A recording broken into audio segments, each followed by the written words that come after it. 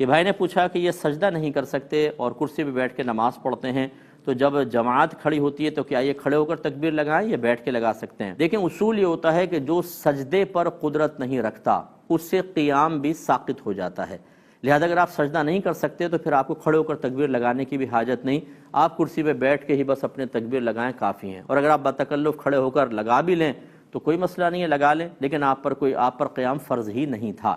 ہاں جو سجدے پر قدرت رکھتا ہے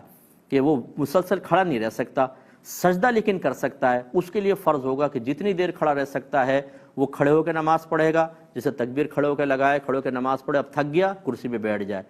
اب اس کے بعد جب رکوع کرنا ہو تو ہٹ کے رکوع کرے اور پھر نیچے سجدہ کرے، پھر وہ کھڑا ہو جائے اور جہاں تک کھڑا ہو سکتا ہے پھر کرسی پہ بیٹھے۔ تو جو سجدہ کر سکتا ہو اس سے قیام ساقط نہیں ہوتا، اس سے جتنی دیر کھڑا ہو سکتا ہے وہ کھڑا ہوگا، ہاں جو سجدہ نہیں کر سکتا اس سے قیام بھی ساقط ہے۔